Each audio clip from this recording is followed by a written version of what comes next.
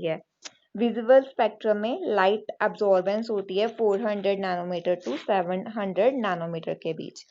Second point ज़्यादा important है, जिसमें उन्होंने आपको गाइड किया है कि जो ये लाइट पास होती है सोल्यूशन में, तो अलग अलग सैंपल अलग अलग रेंज में लाइट अब्जॉर्ब करते हैं। अगर मैं आपको पर्टिकुलर एग्जांपल दूं ना बच्चे, तो जो हमारी प्रोटीन होती है ना, वो 570 के अराउंड अब्जॉर्ब करती है लाइट को। जो हमारी सेल में न्यूक्लिक एसिड होते हैं, वो 280 के अराउंड अब्जॉर्ब करते हैं लाइट को। तो अलग अलग अमाइनो एसिड और अलग अलग न्यूक्लिक एसिड का अलग अलग रेंज रहता है अब्जॉर्ब करने का। अब देखो, मैंने वायलेट लाइट मेरा सैंपल जो था वो वायलेट लाइट की रेंज में अब्जॉर्ब करता है, मान लिया हमने। पर जब वो लाइट उस सैंपल में से, यानी कि उस क्यूबिट में से पास होके बाहर निकलेगी, तो अब वो वायलेट नहीं रही होगी, कुछ ना कुछ एब्जॉर्ब होगी, जिसके कारण अब वेवलेंथ क्या होगी, बढ़ जाएगी और उस लाइट की एनर्जी कम हो जाएगी। तुमने वायलेट लाइट डाली थी, पर जो निकल के आई है ना, वो ग्रीन आई है बाहर। तो ग्रीन का मतलब उसकी वेवलेंथ ज्यादा, और वेवलेंथ का मतलब एनर्जी कम। तो ऐसा क्यों हो गया कि वो उसने चेंज कर लिया अपना ना, कैसे एनर्जी कम हो गई? तो उसका रीजन क्या है कि मेरे सैंपल ने कुछ एब्जॉर्ब किया है, और वो एब्जॉर्ब करने के बेसिस पे ही हमारे पास रिजल्ट आते हैं कंसंट्रेशन पे। अभी हमने ग्राफ देखा था। ओ वेट,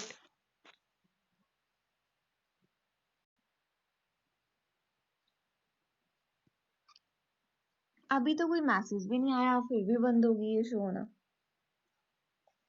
रुको,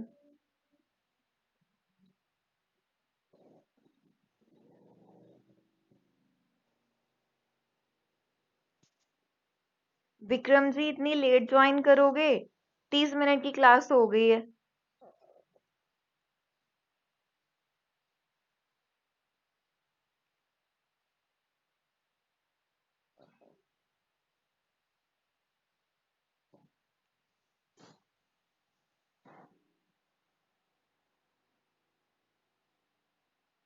स्क्रीन प्रेजेंट हो रही है अब?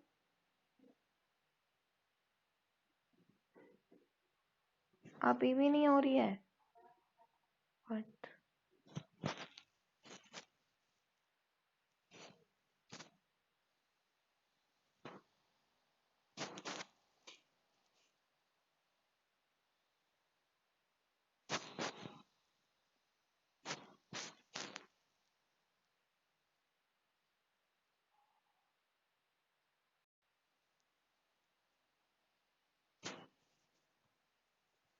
ओके, ओके, इतना तो तुम्हें पता लग गया कि एब्जॉर्ब क्यों होती है, क्यों जो लाइट की इंटेंसिटी चेंज होती है।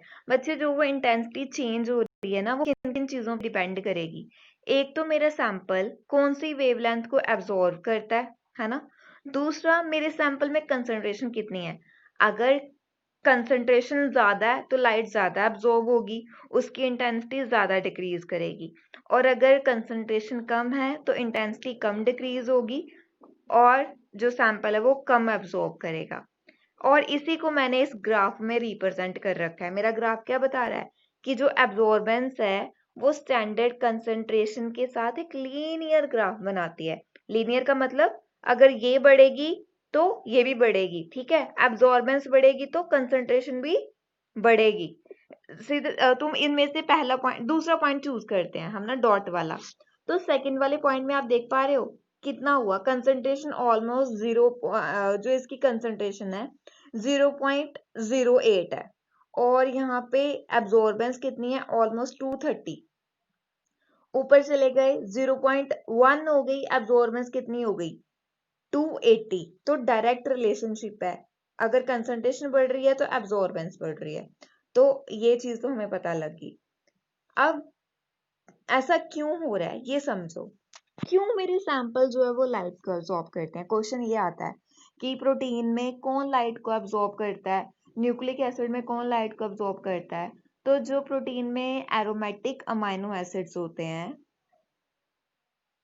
जिनका नाम है tryptophan, phenyl alanine and tyrosine, वो लाइट को एब्जॉर्ब करते हैं, और न्यूक्लिक एसिड में जो बेसिस होते हैं वो लाइट को एब्जॉर्ब करते हैं। चलो अब बात कर लेते हैं, इन्होंने हमें रेंज बताई।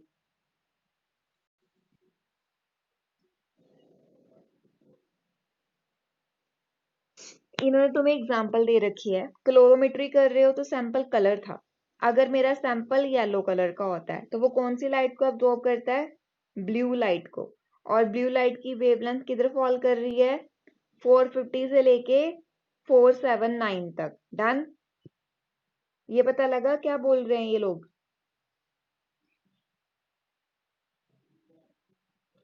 ये स्लाइड तुम्हें बता रही है कि मैंने तुम्हें क्या बताया था, क्लोरोमेट्री में सैंपल कलर्ड होना चाहिए, तभी क्लोरोमेट्री होती है, क्योंकि वो कलर के बेसिस पे अलग अलग सैंपल अलग अलग तरह की वेवलेंथ अब्सॉर्ब करते हैं। तो इन्होंने तुम्हें बता रखा है कि अगर तुम्हारा सैंपल येलो है तो वो ब्लू लाइट को अब्सॉर्ब करता है, सैंपल रेड है तो वो पिंक पिंक लाइट को अब्सॉर्ब करेगा, सैंपल ब्लू है तो वो येलो लाइट को अब्सॉर्ब करता है, सैंपल ग्रीन है तो वो रेड लाइट को अब्सॉर्ब करता है। और इधर उन्होंने वेवलेंथ बता दी है, ब्लू लाइट की वेवलेंथ 450 से 479 तक, ग्रीन की 505 से 534, येलो की 640 से 689 और रेड की 620 से 689। ये गलत है, ये 689 से आगे वाली जो येलो रहेगी, इन्होंने यहाँ पे गड़बड़ कर दिया है। ऑलमोस्ट 720 तक तुम्हारी जो है वो विजिबल में जाएगी ग्रीन लाइट। चलो ये हो गया तुम्हारा खत्म। क्लोरोमेट्री का अपरेटस मैं तुम्हें बहुत अच्छे से समझा चुकी हूँ। इसमें क्या क्या होता है, एक स्क्रीन है जो तुम्हें रीडिंग शो करती है कि कितनी रीडिंग आ रही है, क्यूबिट रखने के लिए जगह बनाई हुई है, इसको डायरेक्टली इसके साथ लीड होनी थी जिसको हमने सॉकेट में लगाया होता है, ठीक है। उसको ऑन करेंगे, फिर इसको ऑन करेंगे, पहले तो इसको साफ करते हैं सबसे पहले, ठीक है, अल्कोहल के साथ साफ करेंगे क्यूबिट रखने वगैरह वाली जगह को। और ध्यान रखना है कि इसमें कुछ गिर ना जाए फालतू, बड़े ध्यान से। तुम अगर क्यूबिट भी अंदर रखोगे ना तो क्यूबिट को भी पहले साफ करेंगे फिल्टर पेपर से कि साइड में कोई पानी ना लगाओ, because these are electrical instrument, तो पानी के साथ कोई लिंक नहीं होना चाहिए। सेकंड डायग्राम तुम्हारे समझने के लिए इंपॉर्टेंट है। लाइट सोर्स जो तुम्हारा क्या सिक्रीट करता होगा, रिलीज करता है विजिबल वेवलेंथ की लाइट्स को, डिपेंडिंग अपॉन कि यूवी वाला लाइट सोर्स है या विजिबल वाला लाइट सोर्स है। फिर यहाँ से लाइट निकली, ये जो लेंस है ये क्या कर रहा है, लाइट को फोकस कर रहा है प्रिज्म के ऊपर। प्रिज्म ने क्या किया, लाइट को 7 फेजेस में ब्रेक डाउन कर दिया। और इसके साथ ही यहाँ पे मोनोक्रोमेटर अटैच है। आकृति, जूही, विक्रम, तुम में से मुझे कोई भी बता दो मोनोक्रोमेटर क्या होते हैं।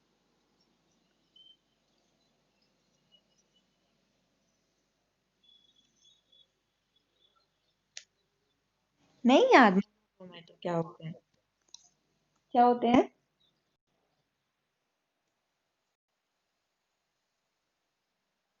हाँ, ऑब्जेक्ट के सेंटर में नहीं, जो सारी वेवलेंथ की लाइट अब्सॉर्ब कर लेता है, एक पर्टिकुलर वेवलेंथ की छोड़ के जो हमें चाहिए होती है।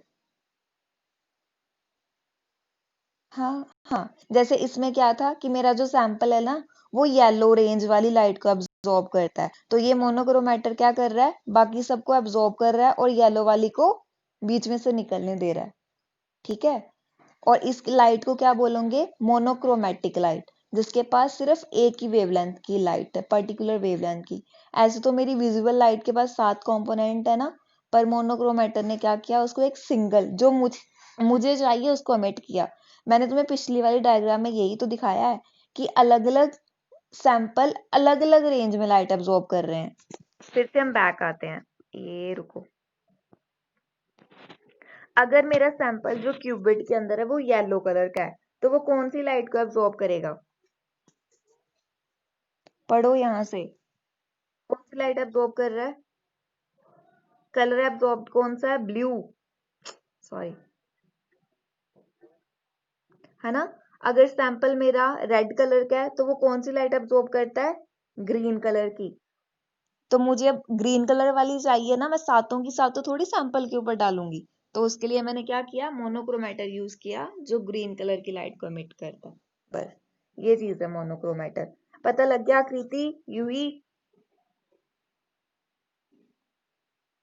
चलो फिर आगे मूव करते हैं। अब क्या किया, ये क्यूबिट, ये तुम्हारी ब्लू वाली क्यूबिट, क्यूबिट से लाइट पास करी, उस लाइट की इंटेंसिटी कितनी है, आई नोट। ये जो तुम्हारी लाइट यहाँ से पास करी है, अब सैंपल क्या करेगा, वो लाइट को एब्जॉर्ब करेगा क्योंकि उसके पास अंदर पार्टिकल पड़े हुए हैं। तो अब जो एब्जॉर्ब करके बाहर निकली उसकी इंटेंसिटी है कम, और उस लाइट को हमने किससे डिनोट कर दिया, आई टी, ट्रांसमिटेड लाइट की इंटेंसिटी। और फिर ये मेरे पास डिजिटल डिस्प्ले जो इसका स्क्रीन बनी हुई है, यहाँ पे रीडिंग आ गई कि 0.20 कंसंट्रेशन है इसके अंदर।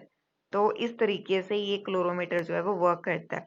अब इसके कंपोनेंट कौन कौन से होते हैं। सबसे पहला लाइट सोर्स, मैंने तुम्हें बता रखा है कि अलग अलग रेंज में अलग अलग बल्ब लाइट को एमिट करते हैं। विजिबल वाला तो हमारा जो टंगस्टन का ही लैंप होता है ना, जो घर पे यूज करते हैं, टंगस्टन लगी होती है उसके अंदर, है ना। तो विजिबल निकालनी है तो टंगस्टन लैंप यूज करेंगे। अगर हमें यूवी रेज निकालनी है, अगर तुम यूवी स्पेक्ट्रोफोटोमेट्री या क्लोरोमेट्री कर रहे हो, तो तुम्हारा जो लैंप जब बल्ब होगा वो कौन सा होगा, हाइड्रोजन लैंप या ड्यूटेरियम लैंप। ये किस रेंज में लाइट को एमिट करते हैं, यूवी रेज वाली। फिर अगर मुझे इंफ्रारेड रेडिएशंस चाहिए तो ब्लैक बॉडी रेडिएटर जहाँ नर्स ग्लोअर जिसको बोला जाता है, ये यूज किए जाएंगे। अब खुद सोचो ना भाई, जो तुम्हारे यूवी, इंफ्रारेड, जहाँ एक्सरे, उनके थोड़ी ऐसे होते होंगे बल्ब, घर वाले बल्ब जैसे थोड़े डिफरेंट होते हैं ना, क्योंकि वो लाइट ही डिफरेंट होती है। तो ये इसलिए उनके अलग अलग नाम है और अलग अलग सोर्सेज है। ये स्लाइड समझ आई है, पढ़ के देखो इसको एक बार प्लीज।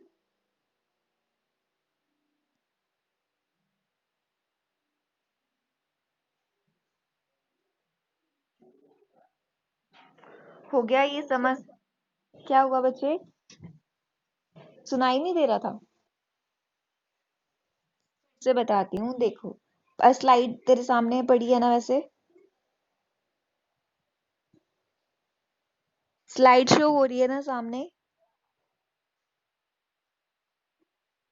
अच्छा बच्चे देख, मैंने तुम्हें बताया था कि स्पेक्ट्रोफोटोमेट्री या कलोरोमेट्री में अलग अलग रेंज की वेवलेंथ यूज करते हैं, है ना। तो अलग अलग वेवलेंथ को अलग अलग बल्ब ही एमिट करेंगे ना। विजिबल का जो, अब तुम्हें लगता है कि जो मेरा घर पे विजिबल वाला जो घर पे मेरा लाइट का बल्ब है वो यूवी रेडिएशन भी निकालता हो, एक्सरेज भी निकालता हो, इंफ्रारेड भी निकालता हो, ऐसा तो नहीं हो सकता ना। मेरा घर वाला बल्ब टंगस्टन लगा हुआ है उसके अंदर, और वो विजिबल रेंज में रेडिएशंस को निकाल रहा है। तो पहला उन्होंने वो बताया कि टंगस्टन वाला बल्ब विजिबल लाइट्स को निकालता है। फिर दूसरा बताया कि अगर मुझे यूवी रेडिएशन यूज करनी है, तो जो यूवी रेडिएशन को निकालने वाला सोर्स है उसको बोलते हैं हाइड्रोजन लैंप। एक्चुअली क्या होता है, इस बल्ब के अंदर हाइड्रोजन गैस भरी होती है, और वो जो हाइड्रोजन गैस है उसमें से जब रेडिएशंस निकलती हैं तो वो यूवी वाली रेंज में कन्वर्ट होती हैं। तो इसका मतलब कि यूवी रेडिएशन का सोर्स कौन है, हाइड्रोजन लैंप। डन।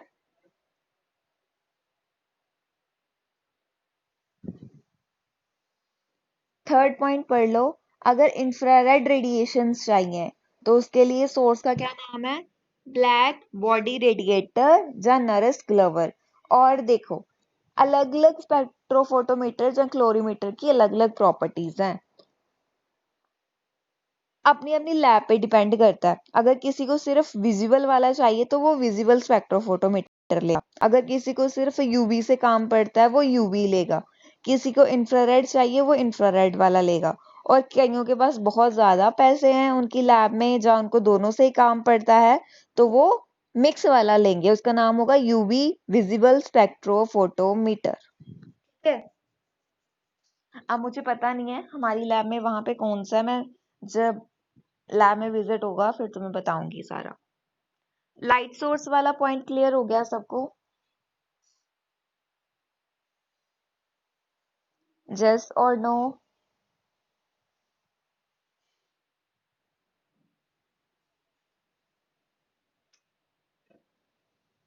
नेटवर्क, रुको फिर।